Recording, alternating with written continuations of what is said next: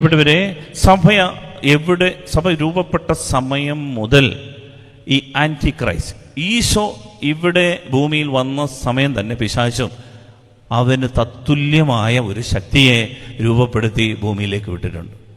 ഇവനാണ് anti Christ. ഇതിൻ്റെ പ്രവർത്തനം എന്തൊക്കെയാണ് എന്ന് നാം ഒന്നും മനസ്സിലാക്കണം. ഇത് ശ്രദ്ധയോടെ ഇരുന്നെങ്കിൽ മാത്രമേ പിടികിട്ടുകയുള്ളൂ.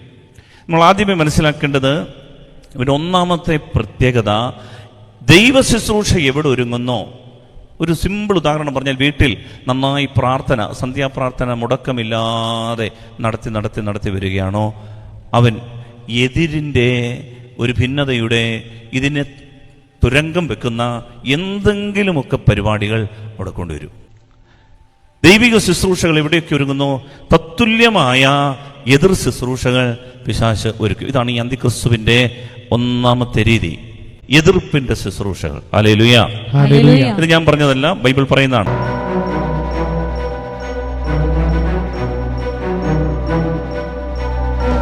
ഏറ്റവും സ്നേഹമുള്ളവരെ, ഇന്ന് അല്പനേരം നമുക്ക് ഈ കാലഘട്ടത്തിൽ ദൈവത്തിൻ്റെ ദൂത് നമ്മളോട് പറയാൻ ആഗ്രഹിക്കുന്നത്, നമ്മൾ ഈ ലോകത്തിൻ്റെ ആഗ്രഹങ്ങളും ഇഷ്ടങ്ങളും എല്ലാം നേടി ജീവിക്കുന്നതിനപ്പുറത്തേക്ക് നിത്യതയുടെ ഒരു ഭാഗ്യത്തിൽ എത്തിച്ചേരാൻ ആഗ്രഹിച്ചുകൊണ്ട് നമ്മൾ പ്രത്യേകമൊന്ന് ഒരുങ്ങുകയാണ്.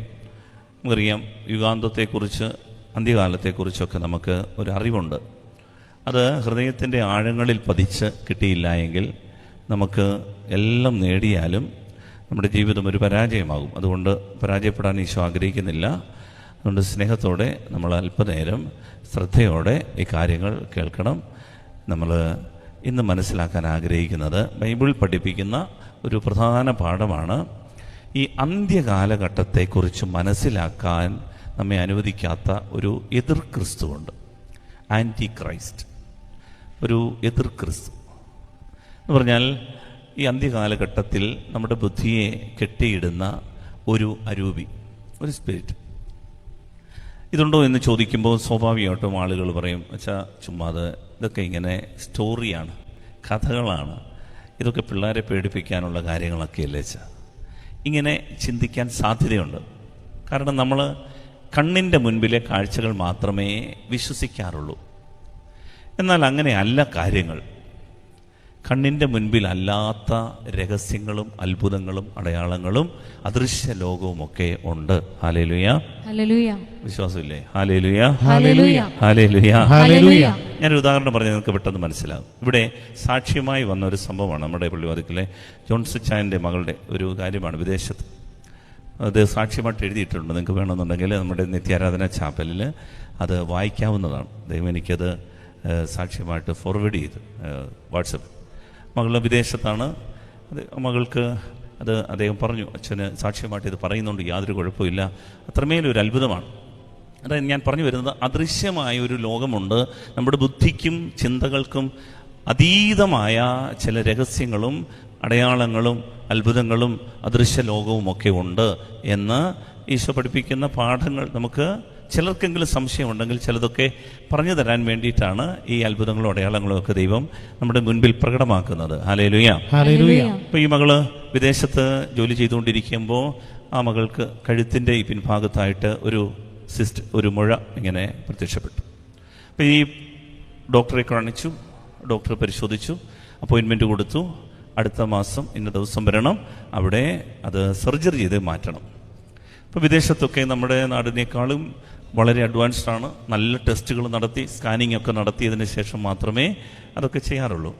അപ്പോൾ അദ്ദേഹം അങ്ങനെ ഡേറ്റൊക്കെ കൊടുത്തു. പക്ഷേ ഈ കുഞ്ഞ്, അവൾ ഒരു വ്യാഴാഴ്ചയായിരുന്നു അപ്പോയിൻമെൻറ്റ് കൊടുത്തത്. ഒരു ചൊവ്വാഴ്ചയാണ് കൊടുത്തത് അപ്പോയിൻമെൻറ്റ്, ട്യൂസ്ഡേ. പക്ഷേ അവളത് വായിച്ചപ്പോൾ തേഴ്സ്ഡേ ആയിട്ടാണ് മനസ്സിലാക്കിയത്. അങ്ങനെ തേഴ്സ്ഡേയിൽ അവിടെ ചെന്നപ്പോഴാണ് ഡോക്ടർമാർ പറഞ്ഞു, നിങ്ങളുടെ ഡേറ്റ് കഴിഞ്ഞു, അതുകൊണ്ട് €50 ഫൈൻ അടയ്ക്കണം. അങ്ങനെ ഫൈനൊക്കെ അടച്ച് അടുത്ത മാസം ഈ മുഴ സർജറി ചെയ്യാൻ വേണ്ടി ചെന്നു. അപ്പോൾ ഇവിടെ ജോൺസിനും ഒക്കെ ഈ ആരാധനയിൽ ഈ വിഷയം സമർപ്പിച്ച് പ്രാർത്ഥിക്കുന്നുണ്ട്. നിത്യാരാധന ചാപ്പലിൽ ഈ വിഷയം സമർപ്പിച്ചവർ പ്രാർത്ഥിക്കുന്നുണ്ട്. ദിവ്യകാരുണ്യ ഈശോയുടെ മുൻപിലിരുന്ന് പ്രാർത്ഥിക്കുന്നുണ്ട്. അങ്ങനെ അടുത്ത മാസം അപ്പോയിൻമെൻറ്റ് കിട്ടി. ഡോക്ടർമാർ വീണ്ടും സ്കാൻ ചെയ്തു. മുഴ ഉണ്ട്. പരിശോധിച്ചു.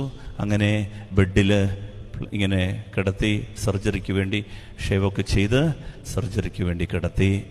കത്തിയൊക്കെ എടുത്ത് ഡോക്ടർമാർ വന്ന് നോക്കുമ്പോൾ ഈ മുഴ കാണാനില്ല. Hallelujah, hallelujah, hallelujah. അവർക്ക് ഡോക്ടർമാരിങ്ങനെ വാവിളിച്ച് നിൽക്കുകയാണ്. ഇതെന്ത് സംഭവിച്ചെന്ന് അറിഞ്ഞുകൂടാ. സർജറി, ബെഡ് റെഡിയാക്കി, ഷേവൊക്കെ ചെയ്ത് കത്തിയൊക്കെ എടുത്ത് സർജറിക്ക് വേണ്ടി തയ്യാറാകുമ്പോൾ കാണുന്ന കാഴ്ച, അവരെത്ര പരിശോധിച്ചിട്ടും ഈ മുഴ കാണാനില്ല. Hallelujah, hallelujah. ദൂരങ്ങളുടെ മേൽ അധികാരമുള്ള ഒരു കർത്താവാണ് എഴുന്നള്ളി വന്നിരിക്കുന്നത്. വലതുകരമർത്തി ഹല്ലേലൂയ, ഹല്ലേലൂയ, ഹല്ലേലൂയ, ഹല്ലേലൂയ. പ്രിയപ്പെട്ടവരെ, അതുകൊണ്ടാണ് ഞാൻ പറഞ്ഞത്, അദൃശ്യമായ പല കാര്യങ്ങളും ഉണ്ട്. നമ്മുടെ ബുദ്ധിക്ക് പിടികിട്ടാത്ത, നമ്മുടെ ചിന്തകൾക്ക് മനസ്സിലാകാത്ത പല കാര്യങ്ങളും ഈ ഭൂമിയിൽ നടക്കുന്നുണ്ട്. Hallelujah, hallelujah. അങ്ങനെയെങ്കിൽ പ്രിയപ്പെട്ടവരെ, നാം മനസ്സിലാക്കണം, നമ്മുടെ ആത്മാവിൻ്റെ രക്ഷയ്ക്ക് തടസ്സമുണ്ടാക്കുന്ന നിത്യമായ ഭാഗ്യത്തിൽ നാം ഒരിക്കലും എത്തിച്ചേരരുത് എന്ന് നിരന്തരം പരിശ്രമിച്ചുകൊണ്ടിരിക്കുന്ന ഒരു അരൂപിയെക്കുറിച്ച് ബൈബിൾ പറയുന്നുണ്ട്. ഈ അരൂപിയുടെ പേരാണ് ആൻറ്റി ക്രൈസ്റ്റ്, അഥവാ എതിർ ക്രിസ്തു.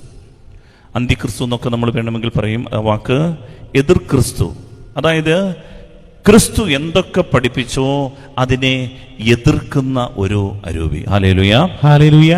ഇതിനെ പ്രിയപ്പെട്ടവരെ നമ്മൾ മനസ്സിലാക്കണം. എവിടെയൊക്കെ ദൈവിക ശുശ്രൂഷകൾ ഒരുങ്ങുന്നോ അവിടെയെല്ലാം ഇവൻ അവൻ്റെതായ സ്കൂളുകളും അവൻ്റെ യൂണിവേഴ്സിറ്റികളും അവൻ ആരംഭിക്കും. ബൈബിളിൽ ഒരു പാഠമാണ്.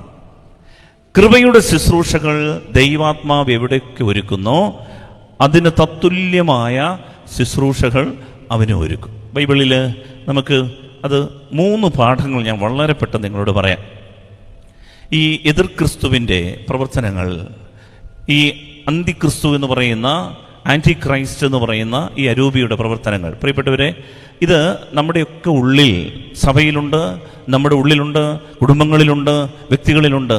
എന്താണ് ഇതിൻ്റെ പ്രത്യേകത എന്ന് വിവേചിച്ചറിയണമെന്ന് 1 യോഹന്നാൻ 4-ാം അധ്യായത്തിൽ വളരെ വ്യക്തമായി ഇങ്ങനെ 2-3 വാക്യങ്ങളിൽ ഇങ്ങനെ പരിശുദ്ധാത്മാവ് പഠിപ്പിക്കുന്നുണ്ട്. ഒന്ന് വായിക്കാമോ? 1 യോഹന്നാൻ 4-ാം അധ്യായം അതിൻ്റെ 2-3 വാക്യങ്ങൾ. ദൈവത്തിൻ്റെ ആത്മാവിനെ നിങ്ങൾക്ക് ഇങ്ങനെ തിരിച്ചറിയാം: യേശുക്രിസ്തു ശരീരം ധരിച്ചു വന്നു എന്ന് ഏറ്റുപറയുന്ന ആത്മാവ് ദൈവത്തിൽ നിന്നാണ്. യേശുവിനെ ഏറ്റുപറയാത്ത ആത്മാവ് ദൈവത്തിൽ നിന്നല്ല. വരാനിരിക്കുന്നു എന്ന് നിങ്ങൾ കേട്ടിട്ടുള്ള അന്തിക്രിസ്തുവിന്റെ ആത്മാവാണ് അത്. ഇപ്പോൾ തന്നെ അത് ലോകത്തിലുണ്ട്. Hallelujah, hallelujah, hallelujah, hallelujah. പ്രിയപ്പെട്ടവരെ, സഭ രൂപപ്പെട്ട സമയം മുതൽ ഈ ആന്റി ക്രൈസ്റ്റ്, ഈശോ ഇവിടെ ഭൂമിയിൽ വന്ന സമയം തന്നെ പിശാചും അവന് തത്തുല്യമായ ഒരു ശക്തിയെ രൂപപ്പെടുത്തി ഭൂമിയിലേക്ക് വിട്ടിട്ടുണ്ട്.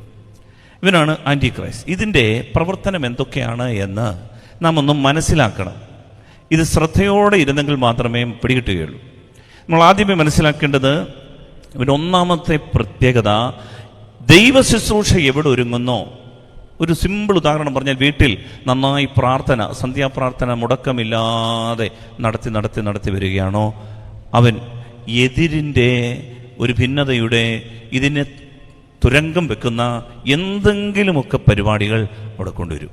Hallelujah, hallelujah. ഒരു പള്ളിയിൽ നല്ല ശുശ്രൂഷകൾ, കൂട്ടായ്മ ഐക്യപ്പെട്ട് ഒരു നല്ല ശുശ്രൂഷ രൂപപ്പെടുത്തുമ്പോൾ അതിനെ എതിർക്കുന്ന ഒരു ശക്തി രൂപപ്പെടുത്തിയിരിക്കും. ദൈവിക ശുശ്രൂഷകൾ എവിടെയൊക്കെ ഒരുങ്ങുന്നു, തത്തുല്യമായ എതിർ ശുശ്രൂഷകൾ പിശാച് ഒരുക്കും. ഇതാണ് ഈ അന്തിക്രിസ്തുവിന്റെ ഒന്നാമത്തെ രീതി, എതിർപ്പിന്റെ ശുശ്രൂഷകൾ. Hallelujah, hallelujah. ഇത് ഞാൻ പറഞ്ഞതല്ല, ബൈബിൾ പറയുന്നതാണ്. ബൈബിളിലെ ഒരു പാഠമാണ് അത്. പഴയ നിയമത്തിൽ നമുക്കറിയാം, ദൈവജനത്തെ മോചിപ്പിച്ചുകൊണ്ട് ഇസ്രായേൽ നാട്ടിലേക്ക് കൊണ്ടുവരാൻ, ഈജിപ്തിന്റെ അടിമത്തത്തിൽ നിന്ന് കൊണ്ടുവരാൻ ദൈവം തിരഞ്ഞെടുത്ത ശക്തനായ പ്രവാചകനായിരുന്നു ആര്? മോശയും അഹ്റോനും കൂടി ദൈവത്തിന്റെ ശുശ്രൂഷയ്ക്ക് വേണ്ടി ഈജിപ്തിലേക്ക് പോയി. ദൈവം മോശയോട് പറഞ്ഞു, മോശേ, നീ ചെന്ന് ഫറവോനോട് പറയണം എൻ്റെ ജനത്തെ ഈ അടിമത്തത്തിൽ നിന്ന് മോചിപ്പിക്കാൻ. അങ്ങനെ മോചിപ്പിച്ചുകൊണ്ട് ഇസ്രായേൽ നാട്ടിലേക്ക് കൊണ്ടുവരാൻ വേണ്ടി തീരുമാനിക്കുക. അപ്പോഴിങ്ങനെ ദൈവം ഒരു ശുശ്രൂഷ ഒരുക്കി മോശയോട് പറഞ്ഞു, അഹ്റോനോട് പറഞ്ഞു, നിങ്ങൾ അവിടെ ചെന്ന് കയ്യിലൊരു വടിയൊക്കെ കൊടുത്തിട്ട് പറഞ്ഞു, അവിടെ ചെന്നിട്ട് അടയാളങ്ങൾ കാണിക്കണം, അപ്പോൾ എൻ്റെ ജനത്തെ ഫറവോ വിട്ടയക്കും. പ്രിയപ്പെട്ടവരെ, എന്താണ് സംഭവിച്ചതെന്നറിയാമോ? ആദ്യമേ മോശയും അഹ്റോനും ചെന്ന് പുറപ്പാടിൻ്റെ പുസ്തകം 7-ാം അധ്യായം 10-ാം വാക്യം വായിക്കാം. ദൈവത്തിൻ്റെ ഈ ശുശ്രൂഷ അടയാളങ്ങൾ സഹിതം ജനത്തെ മോചിപ്പിച്ചെടുക്കാൻ വേണ്ടി, അടിമത്തത്തിൽ നിന്ന്, പാപത്തിൻ്റെ കെട്ടുകളിൽ നിന്ന് മോചിപ്പിച്ചെടുക്കാൻ വേണ്ടി ദൈവത്തിൻ്റെ പൈതങ്ങൾ ദൈവ ശുശ്രൂഷ ആരംഭിച്ച സമയം എന്താണ് സംഭവിച്ചതെന്നറിയാമോ? പുറപ്പാട് 7-ാം അധ്യായം 10-ാം വാക്യം വായിക്കാമോ? അത് സർപ്പമായി മാറും. അഹ്റോൻ വടി ഫറവോന്റെയും സേവകരുടെയും മുൻപിൽ ഇട്ടു, അത് സർപ്പമായി മാറി. അതായത് ശുശ്രൂഷ തുടങ്ങി. എന്തിനാണ്? ദൈവജനത്തെ മോചിപ്പിച്ചെടുക്കാൻ. അഹ്റോന്റെ കയ്യിലിരുന്ന വടി അഹ്റോൻ അത് തറയിലിട്ടു, അപ്പോൾ അത് സർപ്പമായി മാറി. അപ്പോൾ ഫറവോ എന്താ ചെയ്തത്? വായിച്ചേ. മോശയും അഹ്റോനും ഫറവോയുടെ അടുക്കൽ ചെന്ന് കർത്താവ് കൽപ്പിച്ചതുപോലെ പ്രവർത്തിച്ചു. അഹ്റോൻ വടി ഫറവോയുടെയും സേവകരുടെയും മുമ്പിലിട്ടു, അത് സർപ്പമായി. അപ്പോൾ ഫറവോ വിജ്ഞന്മാരെയും മന്ത്രവാദികളെയും വിളിച്ചു വരുത്തി. നോക്കണം, ദൈവ ശുശ്രൂഷ കൊട്ടാരത്തിൽ നടക്കുകയാണ്. അപ്പോൾ ഫറവോ, ആരാണ് ഫറവോ? ഈ ആധിപത്യങ്ങളും അധികാരങ്ങളുമുള്ള ഒരു ശക്തിയാണ്. ജനത്തെ ആരാധിക്കാൻ വിട്ടുകൊടുക്കാത്ത, ഇങ്ങനെ അമർത്തി ഭീഷണിപ്പെടുത്തി കഠിനമായി പീഡിപ്പിച്ചുകൊണ്ടിരിക്കുന്ന ഈ ശക്തി എന്താ ചെയ്തെന്നറിയാമോ? ഫറവോ വിജ്ഞന്മാരെയും മന്ത്രവാദികളെയും വിളിച്ചു വരുത്തി. എന്നിട്ട് തങ്ങളുടെ മാന്ത്രിക വിദ്യയാൽ ഈജിപ്തിലെ മന്ത്രവാദികളും അപ്രകാരം ചെയ്തു. എങ്ങനെ ചെയ്തു? കർത്താവിന്റെ മക്കൾ ചെയ്ത ശുശ്രൂഷ കണക്കേ ശുശ്രൂഷ ആര് ചെയ്തു? പിശാചും ചെയ്തു. Hallelujah, hallelujah, hallelujah. അവർ ഓരോരുത്തരും തങ്ങളുടെ വടികൾ നിലത്തിട്ടപ്പോൾ അവ സർപ്പങ്ങളായി മാറി. പ്രിയപ്പെട്ടവരെ, ദൈവ പൈതൽ ഒരു ശുശ്രൂഷ നടത്തി ജനത്തെ മോചിപ്പിക്കാൻ വേണ്ടിയിട്ട് ഒരു കാര്യം ചെയ്യുമ്പോൾ പിശാച് അടങ്ങിയിരിക്കില്ല. പിശാച് അതിനാൽ ഒപ്പിച്ച ശുശ്രൂഷകള് പരിസരത്ത് തുടങ്ങും. ഹല്ലേലൂയ. ദൈവിക കൃപയുള്ള ശുശ്രൂഷകൾ എവിടെ തുടങ്ങിയാലും മനസ്സിലായിക്കൊള്ളണം, എതിരായി ഈ ശക്തി, എതിർ ക്രിസ്തുവിന്റെ ഈ ശക്തി ഇവിടെ പ്രവർത്തിക്കും. നിങ്ങൾ വിശ്വസിച്ചാലും ഇല്ലെങ്കിലും ബൈബിളിന്റെ ഒരു ഭാഷ്യമാണത്. ബൈബിൾ പഠിപ്പിക്കുന്ന ഒരു സത്യമാണ്. പുറപ്പാടിന്റെ പുസ്തകം 7-ാം അധ്യായം 20-ാം തിരുവചനം വീണ്ടും വായിക്കാം. കർത്താവ് കൽപ്പിച്ചതുപോലെ മോശയും അഹ്റോനും പ്രവർത്തിച്ചു. ഫറവോയുടെയും അവന്റെ സേവകരുടെയും മുമ്പിൽ വെച്ച് അവൻ വടിയുയർത്തി നദീജലത്തിന്മേൽ അടിച്ചു. നദിയിലുണ്ടായിരുന്ന ജലമെല്ലാം രക്തമായി മാറി. നദിയിലെ മത്സ്യമെല്ലാം ചത്തൊടുങ്ങി. നദി ദുർഗന്ധം വമിച്ചു. ഈ നദിയുടെ പേരാണ്, ഈജിപ്തിലെ നദിയുടെ പേരാണ് ഏത്? ഈജിപ്തിലെ നദി ബൈബിളും നൈൽ നദി. 22-ാം വാക്യം അറിയാമോ? 22-ാം വാക്യത്തിൽ ഈജിപ്തിലെ മന്ത്രവാദികളും തങ്ങളുടെ മാന്ത്രിക വിദ്യയാൽ അപ്രകാരം ചെയ്തു. അതായത് മോശയും അഹ്റോനും ദൈവത്തിന്റെ ശക്തി കൊണ്ട് നൈലിലെ നദിയൊക്കെ രക്തമാക്കി, ആ നൈലിലെ നദിയെ ഉപയോഗശൂന്യമാക്കി. എന്തിനാണെന്നറിയാമോ? ഇത് കണ്ടിട്ട് ഫറവോ ഭയപ്പെട്ട് ജനത്തെ മോചിപ്പിക്കണം. പക്ഷേ മോശയുടെ അഹ്റോന്റെ കണ്ണിന്റെ മുൻപിൽ വെച്ച് ഫറവോയും അതേ അടയാളം ചെയ്യുക. പിശാചം, പ്രിയപ്പെട്ടവരെ, അത്ഭുതങ്ങളും അടയാളങ്ങളും കാണിച്ച് ദൈവിക ശുശ്രൂഷകളെ തകർക്കാൻ ശ്രമിക്കും. ഹല്ലേലൂയ. ശത്രു അടങ്ങിയിരിക്കില്ല. അവന്റെ ശിഷ്യന്മാർക്ക് സ്റ്റഡി ക്ലാസ് കൊടുത്ത്, ട്രെയിനിങ് കൊടുത്ത്, ആഭിചാരക്രിയകൾ പഠിപ്പിച്ച്, കൂടോത്രങ്ങളും മന്ത്രവാദങ്ങളും പഠിപ്പിച്ച് അവൻ ദൈവിക ശുശ്രൂഷകളെ തകർക്കാൻ ശ്രമം ഉണ്ടാക്കിക്കൊണ്ടിരിക്കും. ഹല്ലേലൂയ. വീണ്ടും ശ്രദ്ധിക്കണം, വീണ്ടും അടുത്ത അടയാളത്തിലേക്ക് അവർ പ്രവേശിച്ചു. മോശയും അഹ്റോനും 8-ാം അധ്യായം 6-ാം തിരുവചനം. അഹ്റോൻ ഈജിപ്തിലെ ജലാശയങ്ങളുടെ മേൽ കൈനീട്ടി തവളകളെ കൊണ്ട് ഈജിപ്ത് ദേശം മുഴുവൻ നിറഞ്ഞു. തവളകളെ കൊണ്ട് വരുത്തി. ആര്? അഹ്റോനും മോശയും. 7-ാം വാക്യത്തിൽ നമ്മൾ വായിക്കുന്നു, മന്ത്രവാദികളും തങ്ങളുടെ മാന്ത്രിക വിദ്യയാൽ ഈജിപ്തിലേക്ക് തവളകളെ വരുത്തി. 3 അടയാളങ്ങൾ കാണിച്ചപ്പോഴും പിശാച് അതിനെ ഒപ്പിച്ച അടയാളങ്ങൾ കൊണ്ട് ശുശ്രൂഷയെ നിർവീര്യമാക്കാൻ ശ്രമിക്കും. ഹല്ലേലൂയ. ഹല്ലേലൂയ. ഇതാണ് എതിർപ്പിന്റെ ശുശ്രൂഷ. പ്രിയപ്പെട്ടവരെ, പക്ഷേ ദൈവവചനം എന്താണെന്നറിയാമോ? നമുക്കുള്ള ദൂത് എന്താണെന്നറിയാമോ? ശ്രദ്ധിച്ച് കേൾക്കണം. നീ 3 ശുശ്രൂഷകൾ കഴിഞ്ഞ് പിന്മാറിപ്പോകരുത്. നീ 4-ാം ശുശ്രൂഷ ചെയ്യുമ്പോൾ പിശാചിന് പിടിച്ചു നിൽക്കാൻ പറ്റാതാകും. ഹല്ലേലൂയ. ഹല്ലേലൂയ. പിന്നീട് ബൈബിളിൽ കാണുന്നത് 4, 5, 6 തുടങ്ങി 10 അത്ഭുതങ്ങൾ ദൈവപൈതങ്ങൾ ശക്തിയോടെ ചെയ്യുകയാണ്. പിശാചിനോ മന്ത്രവാദികൾക്കോ അത് ചെയ്യാൻ പറ്റിയിട്ടില്ല. ഹല്ലേലൂയ. ഹല്ലേലൂയ. ഹല്ലേലൂയ. ഹല്ലേലൂയ. കൃപയുടെ ശുശ്രൂഷ വെല്ലുവിളിക്കപ്പെടും, പക്ഷേ അതിന് ലൈഫില്ല. കൃപയുടെ ശുശ്രൂഷകൾ വെല്ലുവിളിക്കപ്പെടും. തുടക്കത്തിൽ പോരാട്ടങ്ങളും പ്രതികൂലങ്ങളും ഉണ്ടാകും. പ്രിയപ്പെട്ട ദൈവമക്കളെ, പിന്മാറിപ്പോകരുത്. പ്രാർത്ഥനയിൽ തുടർച്ചയായി നിലനിൽക്കണം. ശുശ്രൂഷകളിൽ സ്ഥിരതകൾ നഷ്ടപ്പെടരുത്. ഈ ആരാധന നേർച്ചയായിട്ടൊക്കെ ഏറ്റെടുത്ത് 7 ആഴ്ച, 9 ആഴ്ച, 12 ആഴ്ചയൊക്കെ ദൈവത്തെ ആരാധിക്കാമെന്ന് ദൈവത്തോട് പറയുമ്പോൾ 4 ദിവസം കഴിയുമ്പോൾ, ഒരു പക്ഷേ 4 ആഴ്ച കഴിയുമ്പോൾ മടുപ്പും പിന്മാറ്റം തോന്നും. വിട്ടുകൊടുക്കരുത്. കൃപയുടെ ശുശ്രൂഷകൾ വെല്ലുവിളിക്കപ്പെടും. എതിർപ്പിന്റെ ശുശ്രൂഷകൾ ഉണ്ടാകും. പക്ഷേ നീ സ്ഥിരതയോടെ നിലനിൽക്കണം. കാരണം ആത്മീയ ശുശ്രൂഷ മാത്രമേ യഥാർത്ഥ ശുശ്രൂഷകളായി ഉള്ളൂ. നരകം നിലനിൽപ്പിന് വേണ്ടി പ്രവർത്തിക്കും, പക്ഷേ അതിൻ്റെ നിലനിൽപ്പ് അസ്ഥിരമാണ്. അതിന് പിടിച്ചു നിൽക്കാനാവില്ല. ദൈവമയെ ജയിക്കുകയുള്ളൂ. ഹല്ലേലൂയ. ഹല്ലേലൂയ. ശ്രമേർത്തി ഹല്ലേലൂയ. ഹല്ലേലൂയ. ഹല്ലേലൂയ. ഹല്ലേലൂയ. ഈ കാലഘട്ടത്തിൽ എതിർ ക്രിസ്തു നമ്മുടെ ഇടയിൽ പ്രവർത്തിക്കും. നമ്മുടെ കൃപകളെ നിരന്തരം വെല്ലുവിളിച്ചുകൊണ്ട്. പക്ഷേ അവൻ അല്പകാലം കഴിയുമ്പോൾ അവനിട്ടേച്ചു പോകും. സ്ഥിരതയുടെ ഒരു അഭിഷേകത്തിന് വേണ്ടി പ്രിയപ്പെട്ട ദൈവമക്കളെ പ്രാർത്ഥിക്കണം. പ്രാർത്ഥനയിൽ മടുപ്പ് തോന്നരുത്. പ്രാർത്ഥനയിൽ മടുപ്പ് തോന്നരുത്. ആരാധനയിൽ മടുപ്പ് തോന്നരുത്. തുടർച്ചയായി പ്രാർത്ഥിച്ചാൽ കണ്ണിന്റെ മുൻപിൽ അവൻ വെച്ചു മടങ്ങി പോകുന്നത് നമുക്ക് കാണും.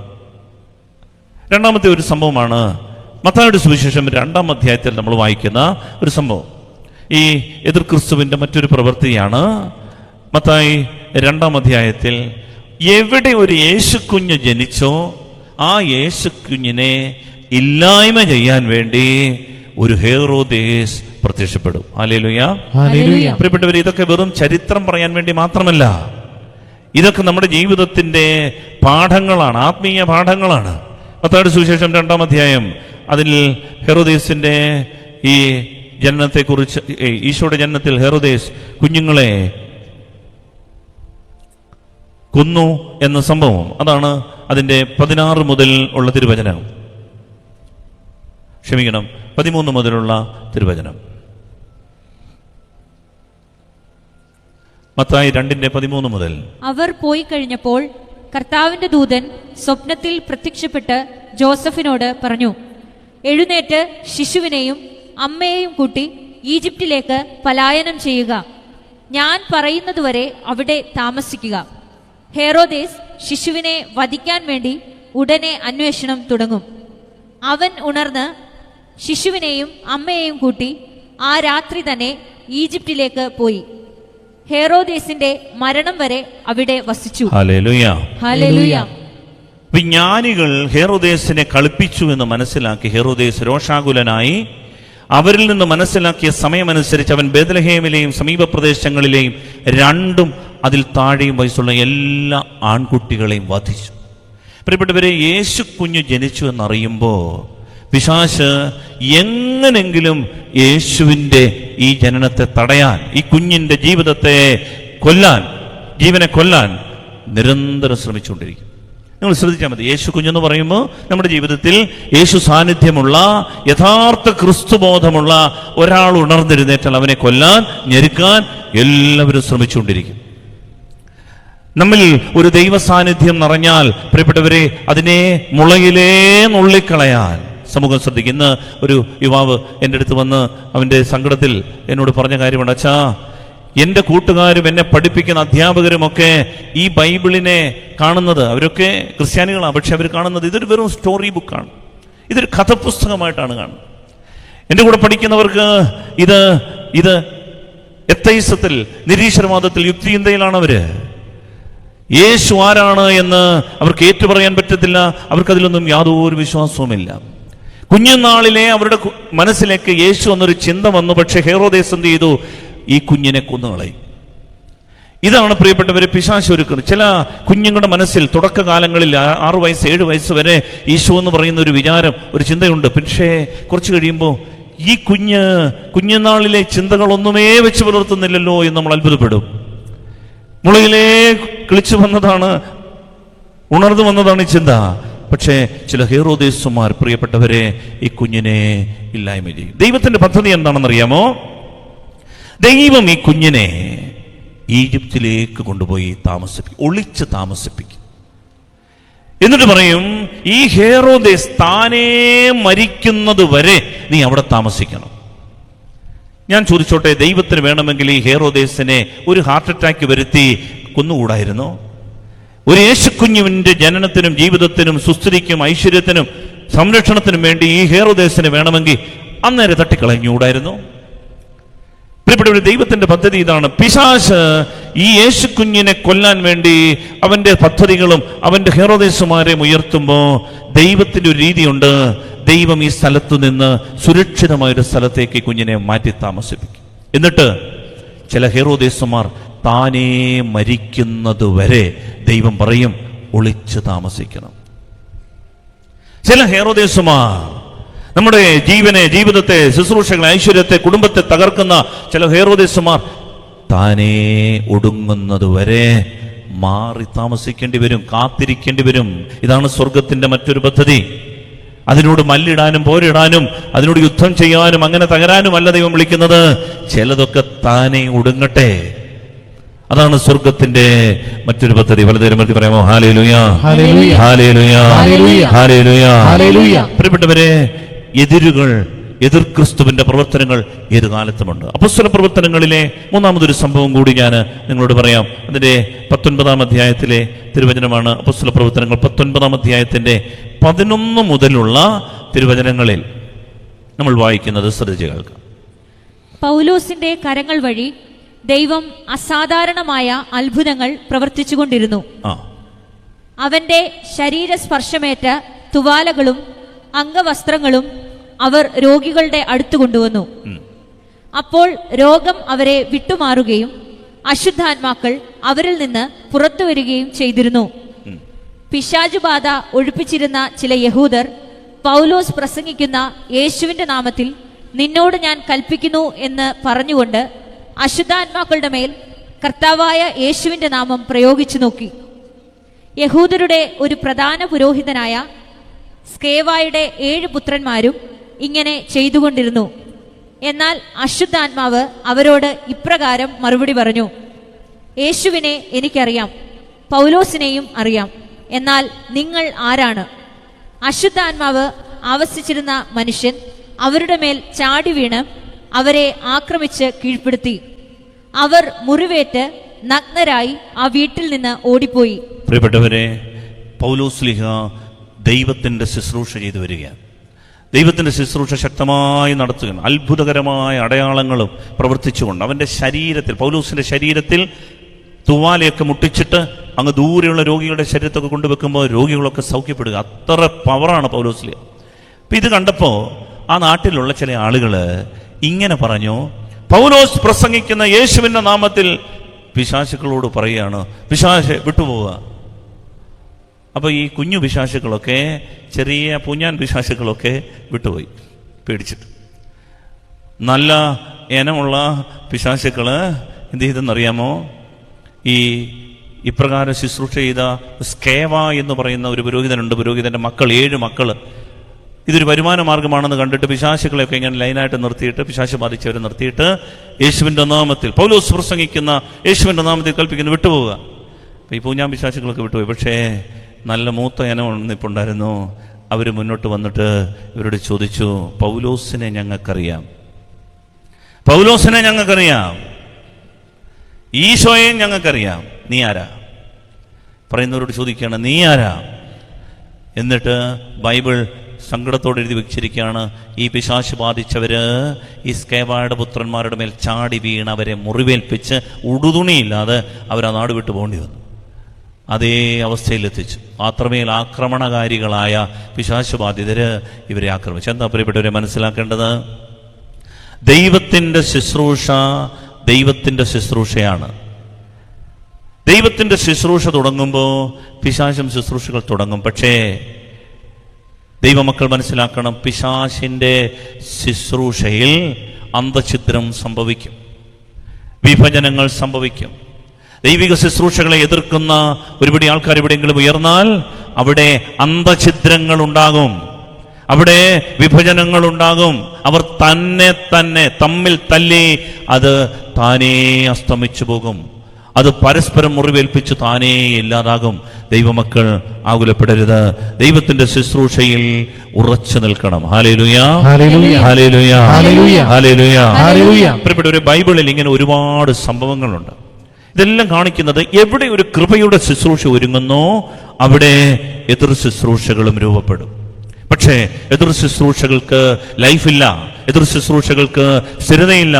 അത് അതിൽ തന്നെ അന്തഛിദ്രമുള്ളതാണ്, വിഭജനങ്ങൾ ഉണ്ടാക്കും, മുറിവുകൾ ഉണ്ടാക്കും. എതിർ ശുശ്രൂഷകൾ താനേ നശിച്ചു പോകും.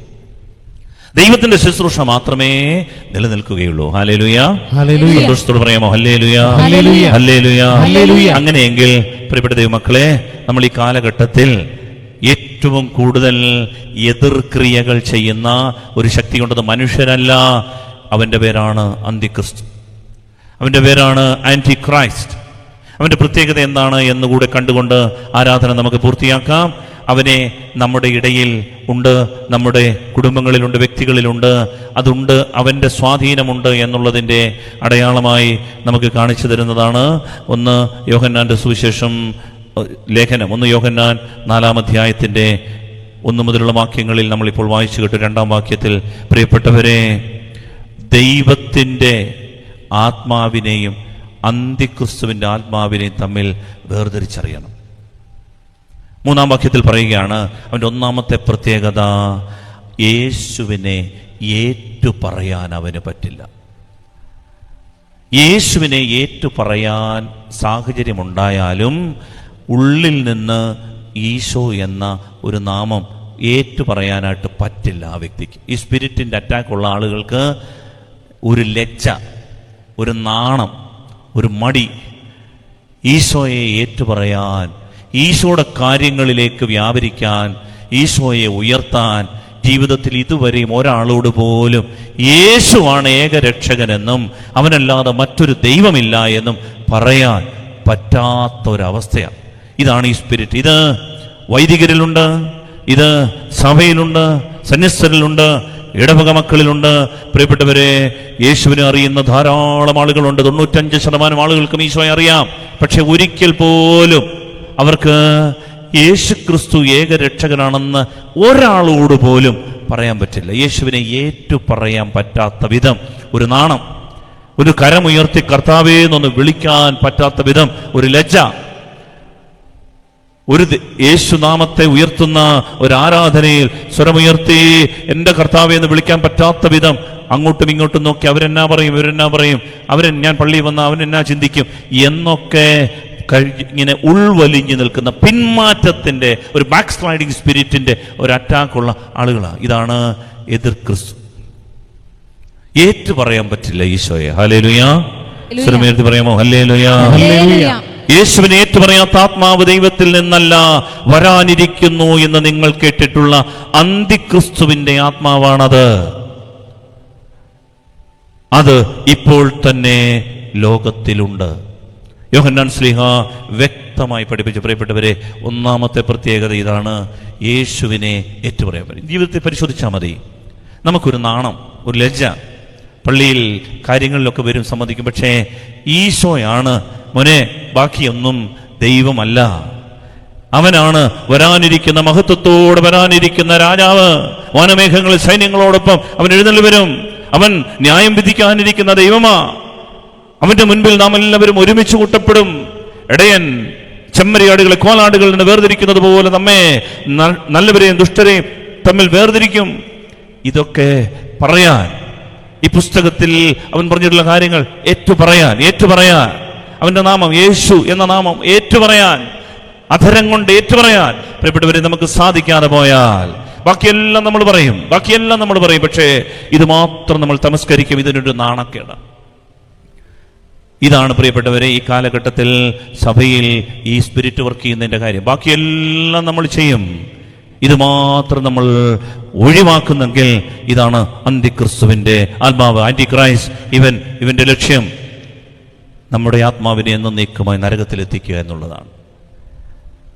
പാപം ചെയ്തോ ചെയ്തില്ലയോ എന്നുള്ളതല്ല വിഷയം. കുറവുകൾ, ബലഹീനതകൾ ഉണ്ടാകും. പക്ഷേ ദൈവം നമ്മളെ വിധിക്കുന്നത്, യേശുക്രിസ്തുവിന്റെ മുൻപിൽ നാം നിൽക്കുമ്പോൾ വിധിക്കപ്പെടുന്നത് നാം അവനെ ഏറ്റുപറഞ്ഞോ ഇല്ലയോ എന്നുള്ളതാണ്. അതുകൊണ്ടാണ് ചുങ്കക്കാരും വ്യഭിചാരികൾ നിങ്ങൾക്ക് മുൻപേ സ്വർഗരാജ്യത്തിൽ എത്തുമെന്ന് അവൻ പറഞ്ഞത്. പാപമല്ല ഇവിടുത്തെ വിഷയം. അവനെ ഉയർത്താൻ, അവനെ ഏറ്റുപറയാൻ നമുക്ക് സാധിച്ചോ എന്നുള്ളതാണ് വിഷയം. കുറവുകൾ, ബലഹീനതകൾ ഉണ്ടാകും, അതൊക്കെ അവൻ ക്ഷമിക്കും, പരിഹരിക്കും. പക്ഷേ പ്രിയപ്പെട്ടവരെ, സ്വർഗത്തിൽ നമ്മളെ എത്തിക്കുന്ന, അവന്റെ മുൻപിൽ നമ്മളെ എത്തിക്കുന്നത് അവന്റെ നാമം ഏറ്റുപറയാൻ നമുക്ക് സാധിക്കുന്നുണ്ടോ എന്നുള്ളതാണ്. Hallelujah, hallelujah, hallelujah, hallelujah, hallelujah. അതിനാൽ പ്രിയപ്പെട്ടവരെ, കർത്താവിനെ ഏറ്റുപറയാൻ ലജ്ജിക്കരുത്, കർത്താവിനെ ഏറ്റുപറയാൻ മടിക്കരുത്. നമുക്ക് ആശീർവാദത്തിന് വേണ്ടി